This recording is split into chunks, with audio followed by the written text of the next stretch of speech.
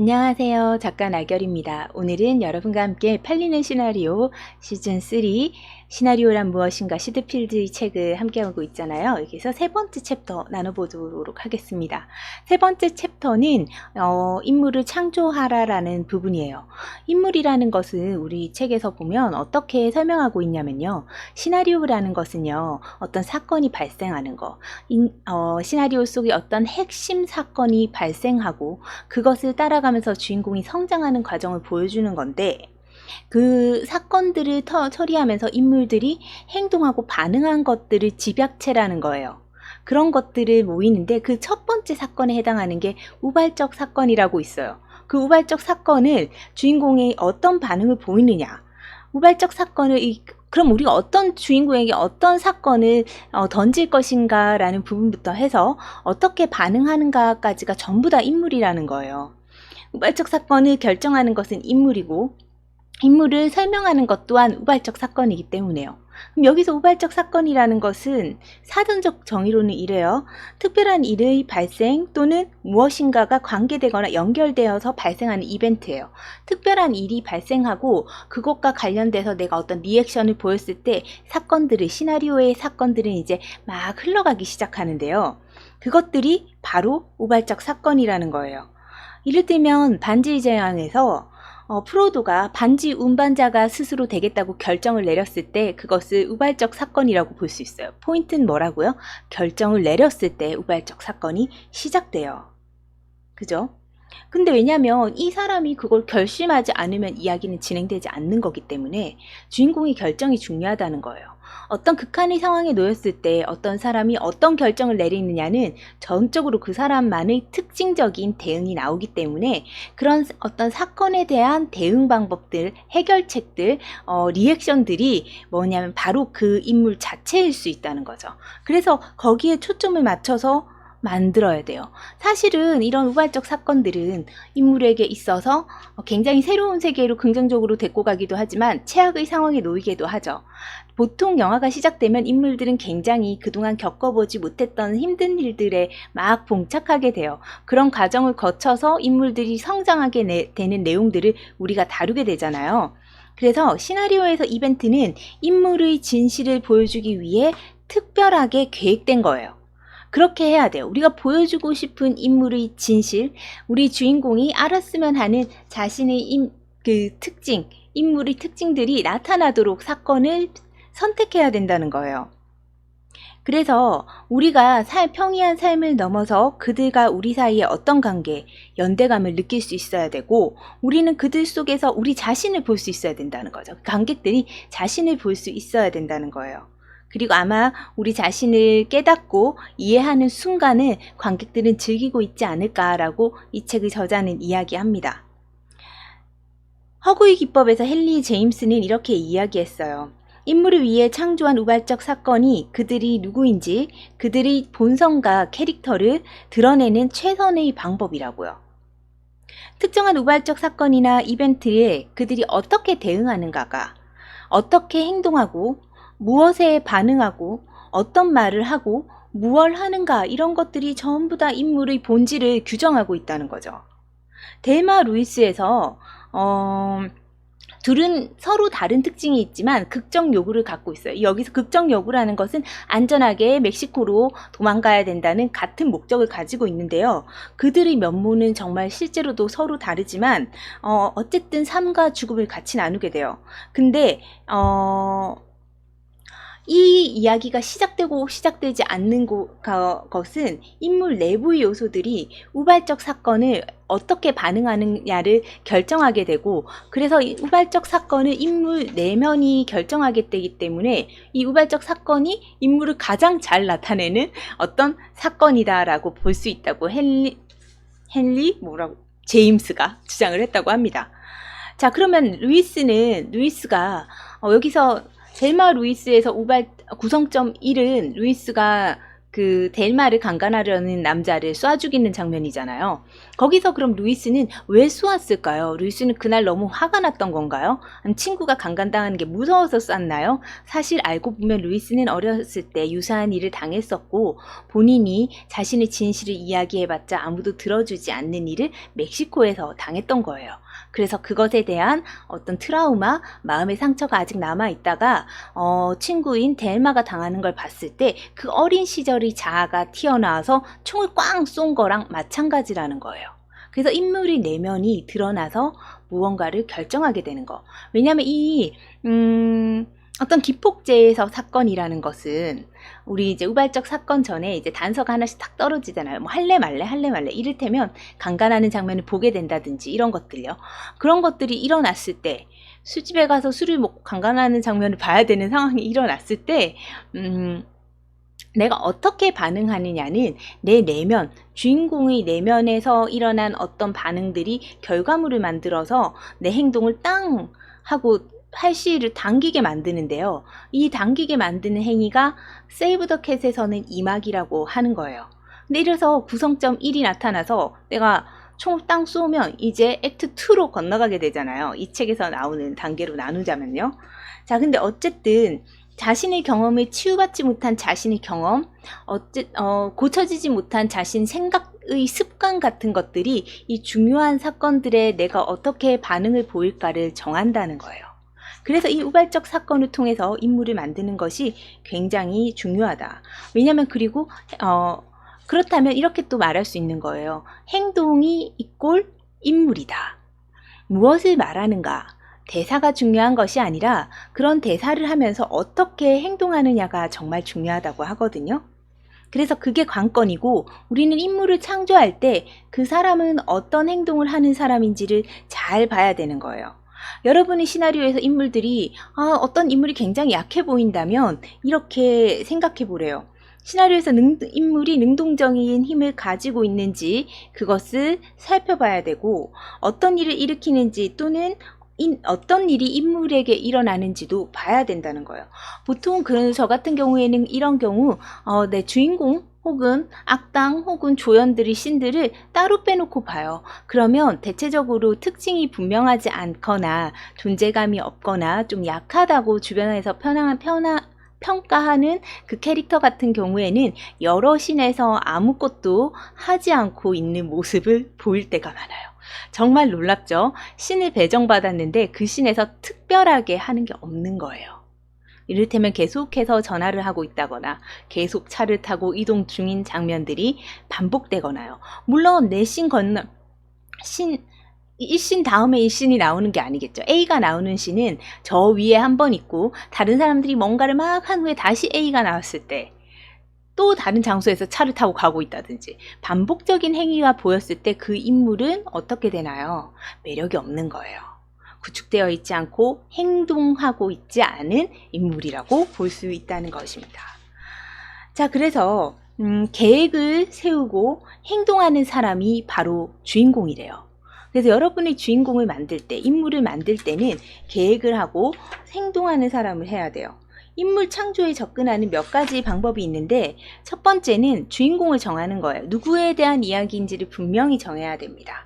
주인공의 삶은 두 가지 범주의 내부와 외부에서 발생하게 되는데요. 왜냐하면 이 내부적 삶이라는 것은 인물이 영화가 시작되기 전까지, 태어나서 영화가 시작되기 전까지 과정을 말하고 이것은 인물이 지금 우리 영화가 땅 시작했을 때 이미 형성되어 있는 어떤 특징이 오기까지 이 사람이 어떤 사람인가 라는 것에 해당하는 부분이래요.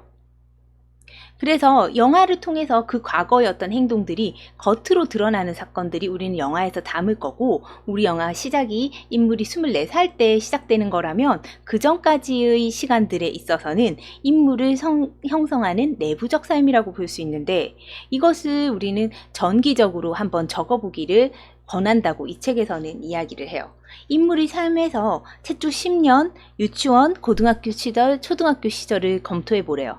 그리고 중학교 시절도 보고 자 10대부터 20대까지 옮겨가 보고 내 인물이 여기 오기까지 굵직굵직하게 겪었던 우리나라 배경이 되는 시대의 사건들을 한번 나열해 보래요.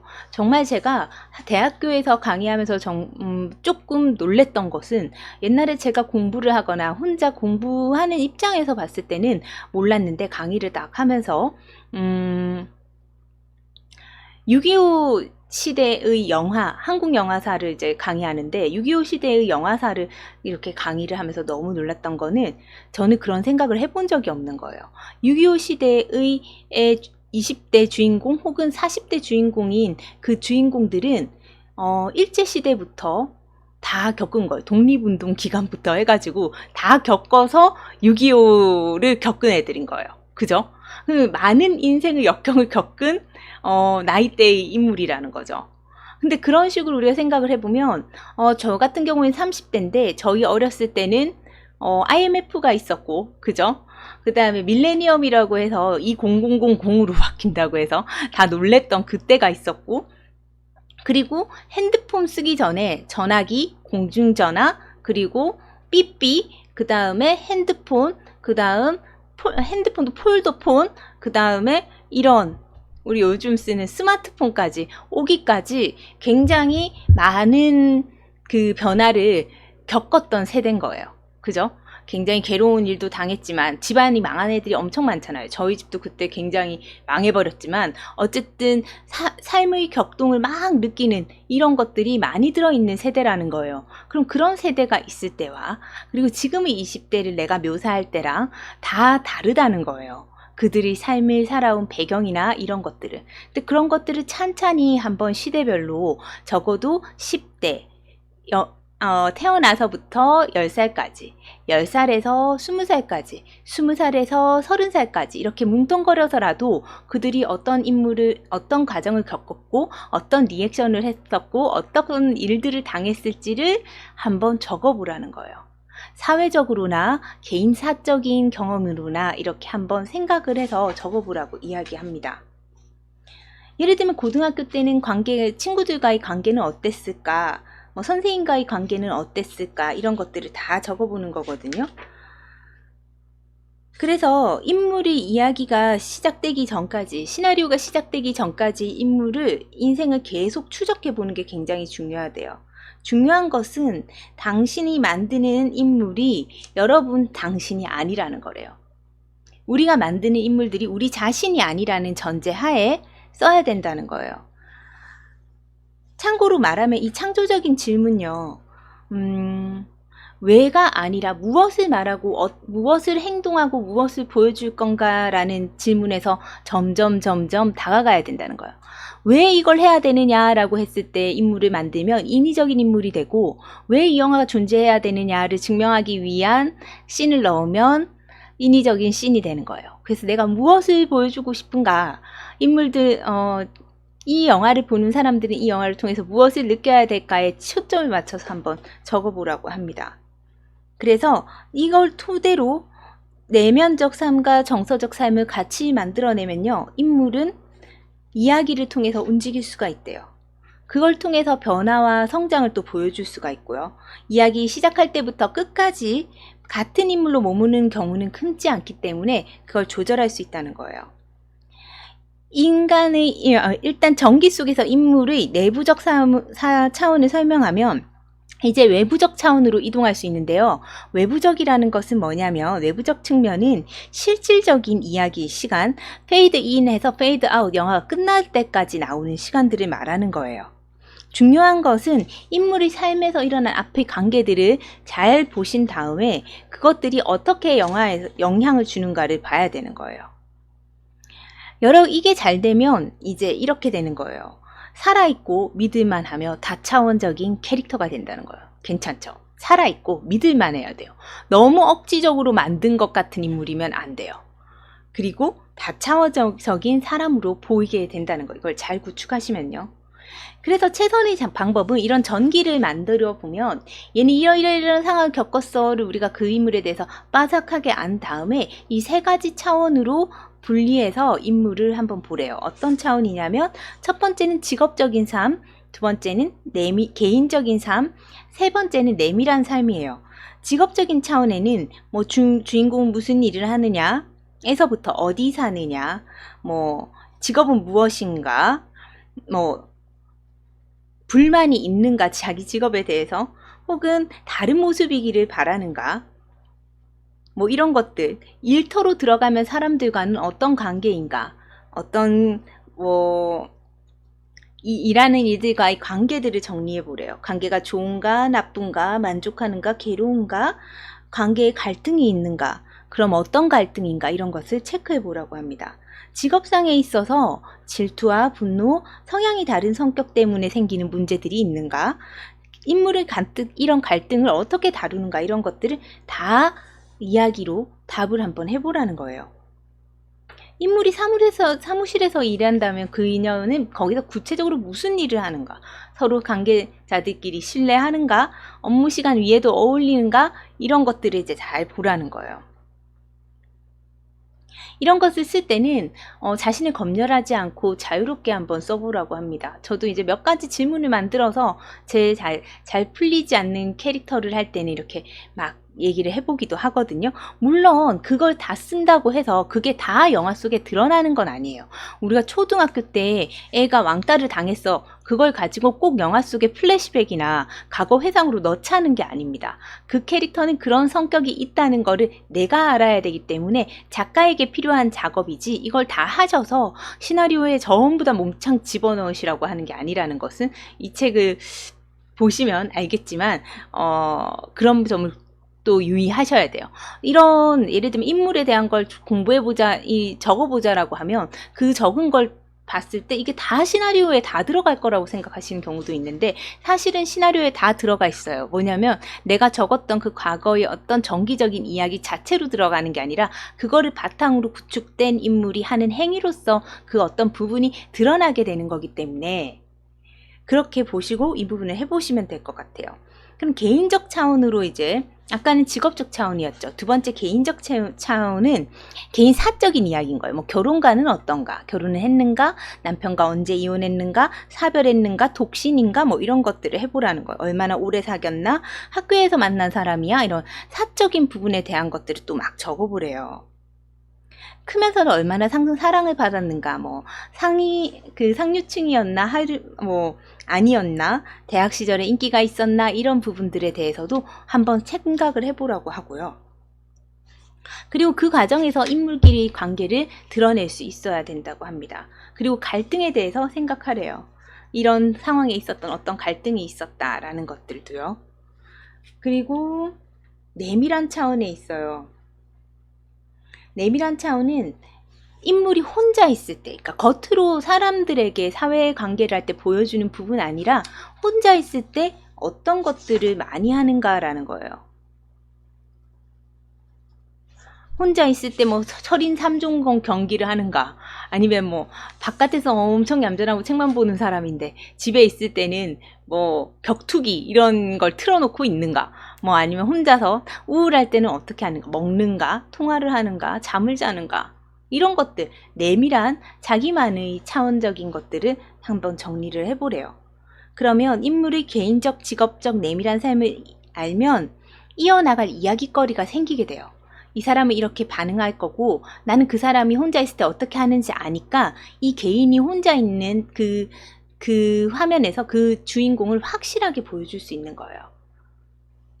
그래서 인물이라는 것은 내부적 삶과 전기를 통해서 인물을 형성하시고 외부적 삶을 통해서 인물이 드러나게 되는데, 어떤 무엇을 요구하는 건가 요구를 규정하게 되고 행동이 인물로 나타나기 때문에 직업적인 일, 개인적인 삶, 결혼생활이나 사회적 관계, 내밀한 삶, 혼자 있을 때의 삶을 다 내가 정확하게 이 인물에 대해서 알고 있을 때 실제적으로 존재하는 인물이 만들어진다는 거예요. 그래서 집에 있을 때 TV를 본다거나 핸드폰을 하고 누워있는 것에서 벗어나서 이 사람만이 하는 무언가를 할 수 있다는 거죠. 근데 너무 어떻게 인위적인 걸 하고 있으면 좀 웃겨집니다. 갑자기 집에 왔는데 도자기 이거 막 공예하고 있고 막 이런 거 좀 너무 이상하잖아요. 집에 도자기 공예하고 있고 이런 거 아닌가요? 생뚱맞게. 그러면서 그 인물을 보여주기 위한 뭔가를 하기 위해서 너무 그런 것 말고 진짜 이렇게 생각해 보면 실질적인 그 인물이기에 할 수 있는 무언가를 찾을 수 있게 돼요. 그래서 이것들을 한번 생각해 보시면 좋을 것 같아요. 시나리오를 쓰고 싶다면 무엇에 관한, 누구에 대한 이야기인지를 결정해야 돼요. 그리고 그의 전기를 써보래요. 자유연상을 막 해보라는 거예요. 구두점이나 문법 같은 거 생각하지 말고 아무렇게 떠오르는 걸 막 적어보세요. 그죠? 뭐 꼭 인물의 출생부터 적을 필요는 없고 뭐 편하게 떠오르는 것 위주로 적어도 된대요. 인물 전기를 완성한 후에 이것들을 인물의 직업적이고 혹은 개인적이고 내밀한 삶으로 나눠서 생각해 보래요. 그러면 이걸 나눠서 적을 때는 뭐 해야 되냐면 우리가 시나리오 스토리를 좀 정해놨잖아요. 그 이야기를 전개하는 데 있어서 이야기가 벌어지는 양상에 맞춰서 얘의 이런 특징들은 어떻게 리액션으로 나갈 수 있는가를 고민해 보라고 합니다. 중요한 것은 인물을 알아야 인물을 쓰고 인물의 대사를 쓸 수가 있어요. 우리가 모르는 사람에 대한 것들을 쓰려고 하니까 그 인물들이 계속 너무나 흔하거나 혹은 너무 재미없는 인물을 써질 때가 많거든요. 그래서 여러분이 사람을 창조하는 거예요. 그 사람을 가장 사랑하고 잘 아는 사람 누군가가 있다고 생각하고 한번 적어보세요. 그러면 정말 기적적으로 생각지도 못한 멋진 캐릭터가 완성되고 그 캐릭터는 여러분의 이야기를 정말 멋지게 끌어갈 거니까요. 오늘은 여기까지 해서 시나리오란 무엇인가 시드필드의 책 3장 인물을 창조하라. 인물 창조하기에 대해서 이야기 나눠봤습니다. 어렵겠지만 인물 한번 창조해 보시고 정말 어려우면 어떤 인물이 멋진 인물이 있나 인터넷에 검색을 해보셔가지고 막 이렇게 저렇게 조합도 해보시고 여러가지 방법으로 여러분의 상상력을 막 키우는 연습을 해보셨으면 좋겠습니다. 저도 또한 이 방법을 도입해가지고 한번 작업해볼까 합니다. 우리 함께 성장하면서 좋은 글 썼으면 좋겠습니다. 오늘 여기까지 할게요. 감사합니다.